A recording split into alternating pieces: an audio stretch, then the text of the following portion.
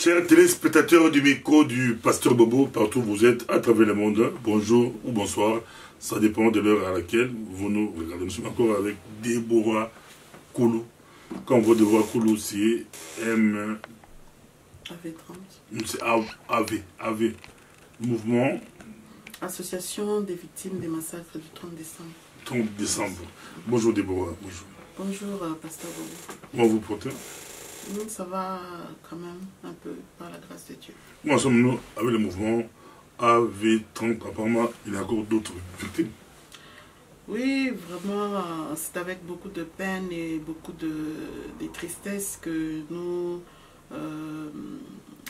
annonçons à l'opinion que celui qui aujourd'hui est désormais le président illégitime du Congo, qu'on appelle communément Joseph Kabila, vient encore d'assassiner l'un de nos membres qui était en prison à Dilala, à Kolwezi. Alors, cela s'est passé le 2 août. C'est 2 août, donc c'est tout récent. Le 2 août 2017, voilà. Quelqu'un est décédé à la prison d'Edi Lolo. En fait, il n'est pas décédé à la prison. Il est décédé, il est décédé à l'hôpital. Donc, des informations... Prisonnier.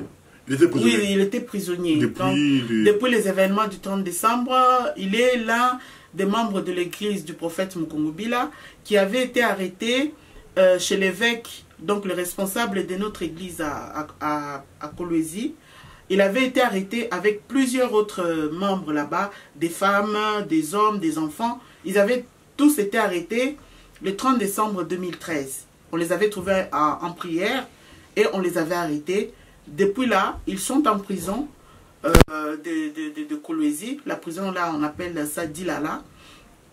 Et donc, notre membre qui s'est nommé Dieudonné Ilunga Wampanga, c'est lui dont nous parlons. Azalaki na prison à Dilala.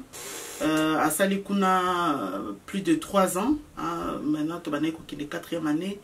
Azalaki Kobela, il était malade. À Sengaki, mais à l'hôpital pour la soins appropriés parce que d'autres ils qui vraiment malamuté. Baboyela qui est soins na direction et à prison il y a Dilala. Alors la veille il y a eu Kokufa donc le 1er août à Komaki ko sala fièvre makasi à Komiko sanza makila et c'est comme ça que na direction à prison monaki que cas est commis sérieux d'état à comme sanza makila fièvre makasi mingi de décider que me mayer na prison comme mayer na prison comme mayer na hôpital plutôt alors comme mango na hôpital mema qui est à sala qui na une crise ou les informations des sources sûres et autorisées comme on dit donc à sala qui crise à quoi évanoui après tant que monique à la muki nde memie kangie na maboko kangi makolo memie na hôpital ya kokanga azaki ligote nde kei na hôpital kokoma na hôpital batie na brancard au lieu que soit médecin ou bien infirmier soit charge na ye tiki kaka na brancard ningwana donc batiki allongé kangi lisusu na brancard wana donc ligoté donc kangi soki na prisonnier mais c'est kaka prisonnier au lieu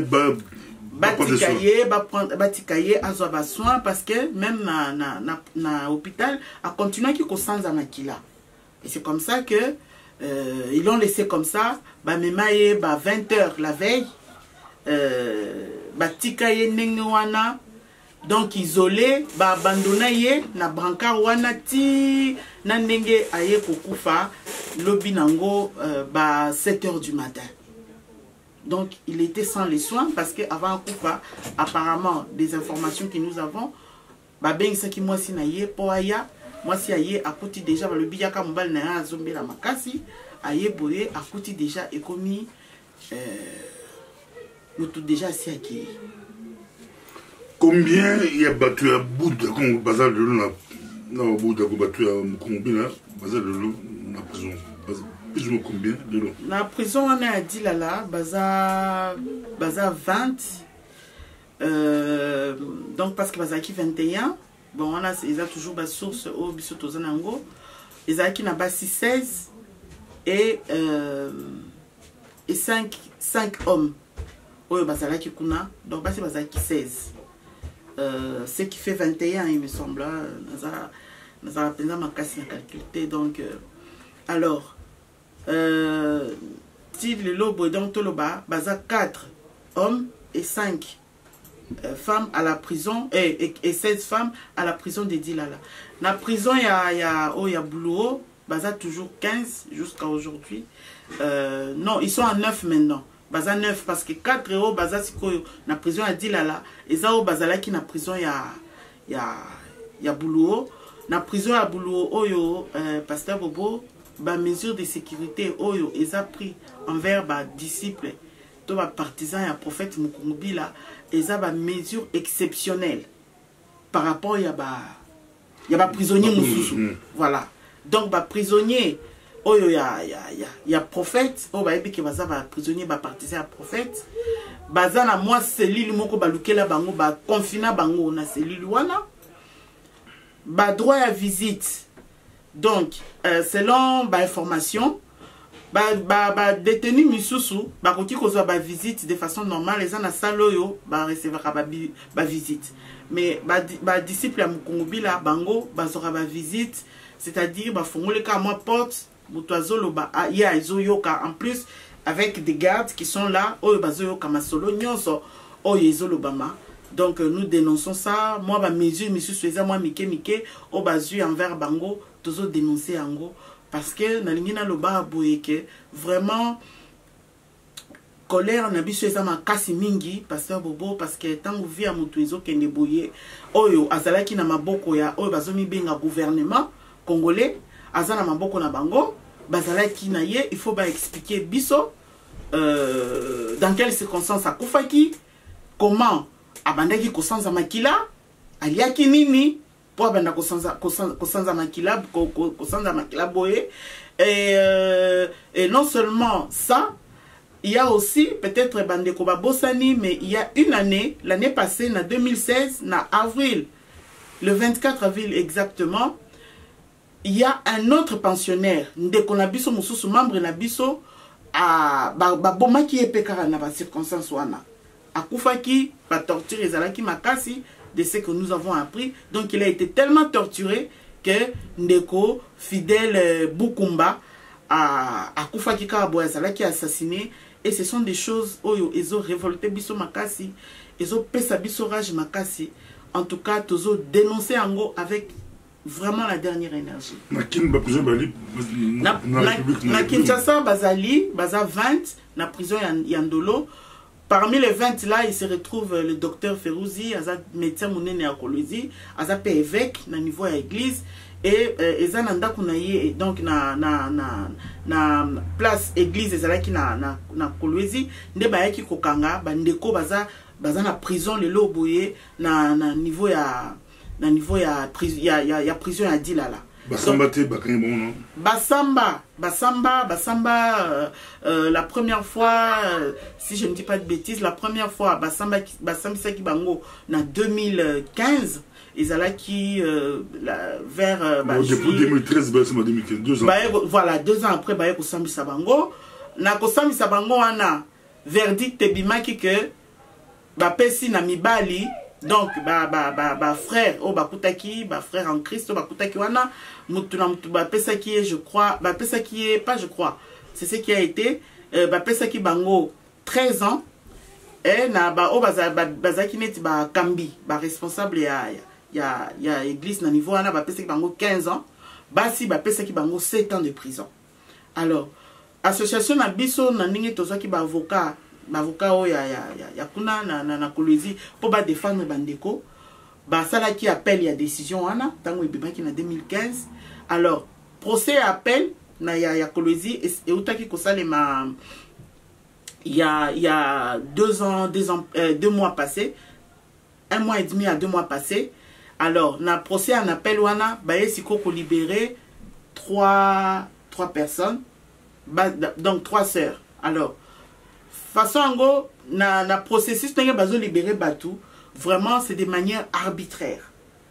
Parce que Batou nyon sonné va se retrouver wana ezakaka bandimi, bayaki ko sambela, ba koti bango, ba kanyi bango et ba te bango na prison. Alors, bazo libérer une partie, bazotika une partie. Sur quels critères, sur quelle base, sur quel motif?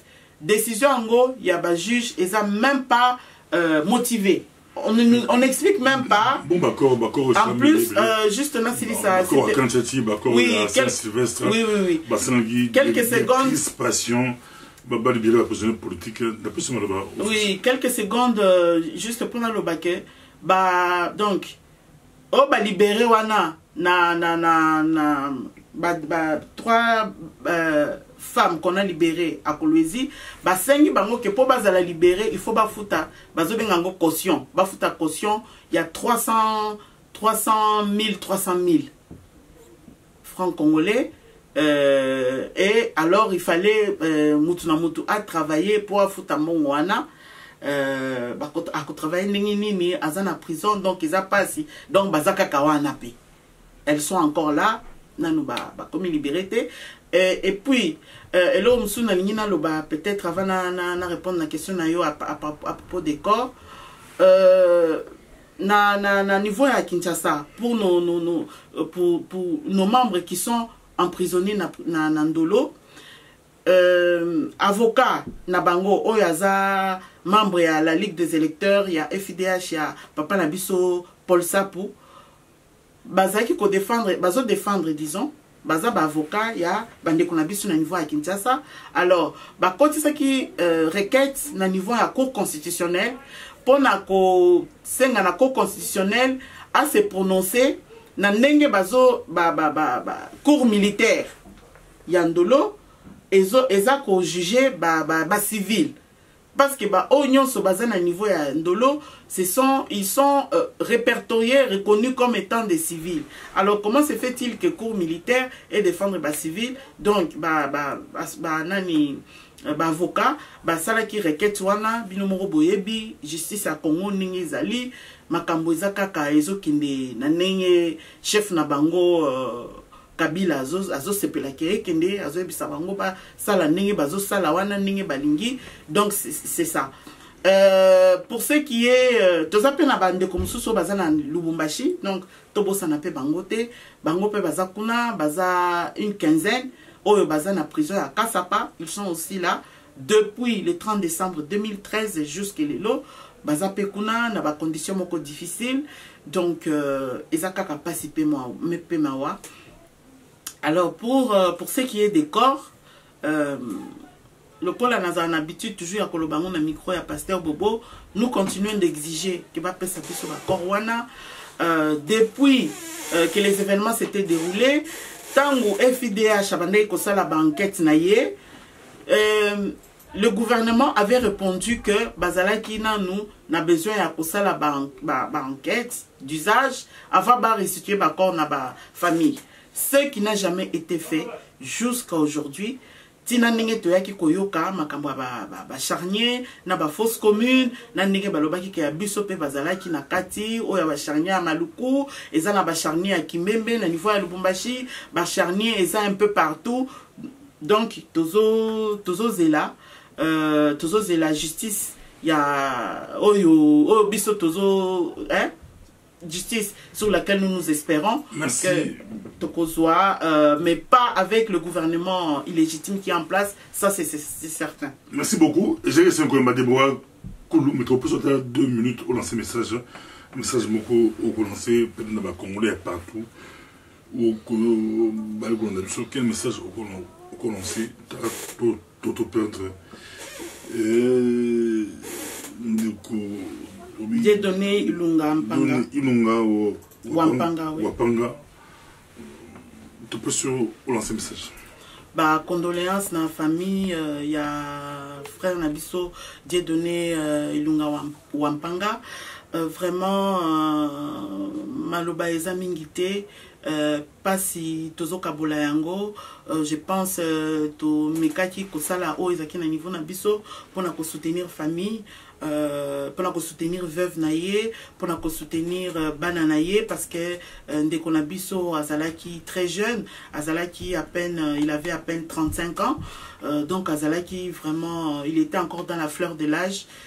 Barbarie, il y a pouvoir illégitime en place, donc l'ongolier viwana veuve naie azaka kawana livra elle-même charnier na niveau association tozoti kaete ezape na bana naie misatu bazawana, donc eloko moko ka tokoki koloba ezaka to continuer lutte parce que nous savons pourquoi nous payons ces lourds tributs, nous savons cause il y a situation biso tozanango, donc yango tozo tikate tozo senga ki ba congolais bazala toujours mobilisé, bazala toujours debout, ba continuer combat comme d'habitude, toyebi que cause na biso eza noble, comme cause na biso eza juste, et que tokolonga fin de fin tokolonga, et que ce n'est plus pour longtemps.